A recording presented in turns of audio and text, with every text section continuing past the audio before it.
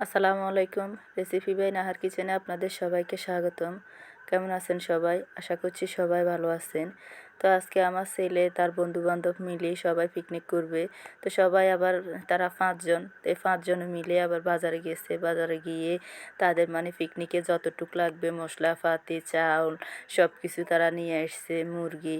তো ওরা হচ্ছে মানে ৫ জনে মিলে একটা পিকনিকের মতো আয়োজন করছে। তো আয়োজনে ওরা রাখছে হচ্ছে পোলাও চাল দিয়ে, সাদা মুরগি দিয়ে বিরিয়ানি করবে আর কি। তো দায়িত্বটা আমার উপরে পড়ছে। সবার গার্জিয়ান থেকে বলতেছে যে আমি যাতে তাদেরকে বিরিয়ানিগুলা ফাঁকাই দিই। তো এই তো কেউ চুলা বানাইতেছে, কেউ রান্নাবান্নার এগুলা যোগাযন্ত্র করতেছে। মানে একেকজনে একেক কাজ করতেছে। দেখে আমাদের ছোটবেলার কথা মনে পড়ে গেল। তো ছোটবেলা কে, কে এমন করেছেন জানাবেন। এই তো ওর নাম হচ্ছে সিএম। ও মাশাআল্লাহ খুব সুন্দর করে পেঁয়াজ, রসুন, আদা সব কিছু কেটে কুটে নিল আর কি। এই যে দেখেন কত সুন্দর করে পেঁয়াজগুলো আবার কুচি কুচি করে নিচ্ছে। আমার থেকেও ভালো পেঁয়াজগুলো কাটতে পারছি আর কি।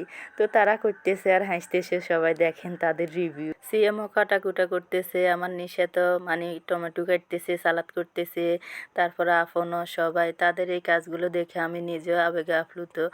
সবাই করতেছে, এ দুইজন আবার ফালাই গেছে আমি ভিডিও করতেছি দেখে।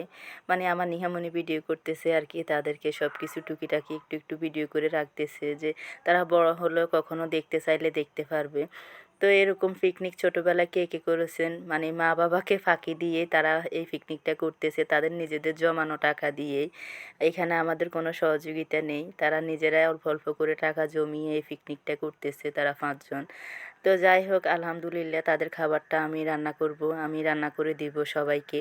পিকনিকের কাজটা তারা যত মনোযোগ সহকারে করতেছে, ঘরে যদি তাদেরকে একটা কাজের জন্য বলা হয় তারা তখন আর পারে না, তখন তাদের কি অনীহা। কিন্তু পিকনিকের কাজটা তারা কি খুশি সহিতে করতেছে, এগুলাই একটা আনন্দ পোলাপাইনের। তো এই উঠানে রান্না করতেছি বিরিয়ানিগুলো, তো তখন উঠানে তো আর লাইটের ব্যবস্থা নেই। তো চার্জার লাইট দিয়ে যতটুকু আলো হয়েছে আর কি ততটুকুর ভিতরে রান্নাটা শেষ করতেছি। এখানে ওরা যা যা রেডি করলো সব কিছুই নিয়ে এসছি। সিএম আবার সে কী করছে, আমারে জিরে মশলাপাতি যেগুলো বাটার এগুলো পুরো বাটি দিছে। তো ছেলে মানুষ অল্প অল্প একটু একটু করে করলো আর কি সব কিছু। তো পরে আবার আমি নিজে এগুলো ফাটাই পিষে নিছি ভালো করে। তারপরও আলহামদুলিল্লাহ যতটুকু করছে ও যথেষ্ট ভালো কাজ করে। যেহেতু ওর কোনো বোন নেই, বোন ছোট, ও ওর মাকে অনেক সহযোগিতা করে। এটা একটা ওর মায়ের জন্য প্লাস পয়েন্ট। তো যাই হোক, সবাই ভালো থাক, সবাই ঘরের কাজে মা বাবাকে সহযোগিতা করুক, এটাই আর কি। ছেলে সন্তানদেরকে সব কাজ শিখিয়ে দেওয়া উচিত, কারণ তারা যখন পড়ালেখা শেষ করে ভার্সিটি লাইনে যায় তখন তারা যে কিছু রান্না করে খাবে ওই জিনিসটা তারা পারে না। তো টুকিটাকি রান্না বান্নার যদি একটু নলেজ থাকে তো তারা নিজেরাও রান্না করে খেতে পারে, বুয়ের উপর আর নির্ভরশীল হওয়া লাগে না।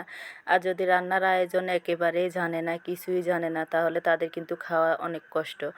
যেহেতু আমার খালাতো ভাই আছে, ওরও ভার্সিটিতে যখন ও গেছে তখন তো আর রান্না বান্নাতে খাওয়া দাওয়াতে অনেক সমস্যা, এরকম অনেক মানুষ আছে। তো ছেলেদেরকে রান্নাবান্না তো একটু পারদর্শী করাটা আমার কাছে মনে হয় যে সবচেয়ে ভালো। তো এই তো পেঁয়াজগুলো বেরেস্তা করে নিছি। এখন বেরেস্তা করা পেঁয়াজ অর্ধেক উঠে নিছি, বাকি অর্ধেকের মধ্যে মুরগির মাংসগুলো দিয়ে ভালো করে ভাজা ভাজা করে নিছি। তারপর হচ্ছে আপনার যত মশলা ছিল সবগুলো মশলা দিয়ে এই তো মুরগির মাংসগুলো কষায় নিতেছি। দেখেন সুন্দর করে যে একটু ভিডিও করব সে কোনো উপায় নাই, কারণ এরকম ধোঁয়া উঠে, ধোঁয়া উঠলে তখন ভিডিওতে গোলা গোলা আসে, সুন্দর আসে না।